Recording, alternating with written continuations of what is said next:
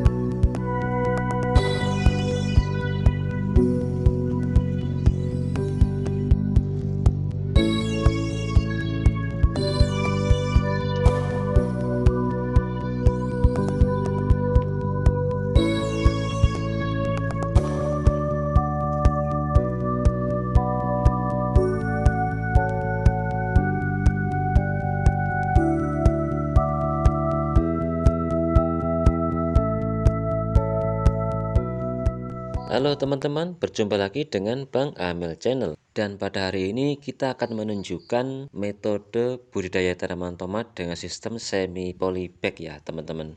Atau dapat diartikan posisi tanaman berada di lahan lepas, tetapi batang dan akar utama tanaman berada di polybag. Untuk jarak antar tanaman sendiri kurang lebih 40 cm ya teman-teman. Dan untuk metode seperti ini usahakan media tanam di polybag harus poros ya teman-teman, supaya kelembapan media tanam tetap terjaga terutama di musim penghujan, dan ini sangat penting sekali. Kemudian untuk cara aplikasi metode seperti ini sudah saya sajikan di video awal tadi ya teman-teman, dan mari kita ulas satu per satu. Pertama, kita buat lubang galian kurang lebih 10-15 cm ya teman-teman, yang bertujuan untuk penggemburan tanah. Kemudian kita buat bedengan setengah jadi dengan cara seperti ini ya teman-teman. Seperti halnya kita membuat selokan air yang nantinya akan kita isi pupuk dasar. Dan hasilnya akan seperti ini ya teman-teman. Dan ini mantap sekali. Kemudian kita siapkan bahan-bahan seperti ini yang akan kita gunakan sebagai pupuk dasar. Di antaranya kapur dolomit, abu dapur, potongan batang pohon pisang, lalu daun jati kering, dan yang terakhir pupuk organik. Dan kali ini kita mencoba dari kohe sapi. Untuk cara aplikasinya sangatlah mudah ya teman-teman. Pertama kita siram air biasa terlebih dahulu di dasar bedengan media tanam kita. Dan usahakan sampai merata ya teman-teman. Sampai seluruh dasar bedengan basah. Kemudian pertama kita taburkan abu dapur. Dan untuk dosis secukupnya saja. Dan salah satu manfaat abu dapur ini dapat menjaga akar tanaman kita dari serangan rayap dan juga uret. Dan unsur hara yang terkandung pada abu dapur ini diantaranya adalah kalium, kalsium, silika, dan masih banyak unsur mikro lainnya. Kemudian kita taburkan daun jati kering, di mana fungsi dari daun jati kering ini adalah penambah unsur humus. Dan daun jati kering ini dapat menjaga dan melindungi akar tanaman kita dari jamur atau bakteri negatif karena di dalamnya terkandung jamur trichoderma. Kemudian kita taburkan potongan batang pohon pisang ya teman-teman. Di mana pada batang pohon pisang ini terkandung unsur hara fosfat dan juga zat perangsang tumbuh. Dan unsur hara ini sangat dibutuhkan untuk tanaman terutama di masa pembuahan ya teman-teman, atau masa generatif. Lalu selanjutnya kita taburkan pupuk organik. Dan usahakan pupuk organik yang kita aplikasikan sudah melalui proses fermentasi ya teman-teman, sehingga aman untuk akar tanaman kita. Dan hasilnya akan seperti ini ya teman-teman. Dan ini pupuk dasar tersimpel dan murah meriah sekali. Dan ini mantap. Kemudian kita siapkan POC dan juga tetes tebu ya teman-teman, sebagai bahan adonan agen hayati untuk membantu proses fermentasi pupuk dasar. Dan kali ini untuk POC yang kita gunakan adalah mol dari cucian beras. Dan untuk dosis sendiri untuk POC 1,5 sampai 2 liter dan tetes tebu kurang lebih 3 sendok makan untuk 15 sampai 20 liter air ya teman-teman. Dan kali ini kita sudah membuatnya terlebih dahulu dengan volume air 15 liter. Dan untuk cara aplikasinya cukuplah mudah ya teman-teman. Kita tinggal tuangkan di alat bantu seperti ini, gembor atau tembor. Kemudian kita siramkan di permukaan pupuk dasar.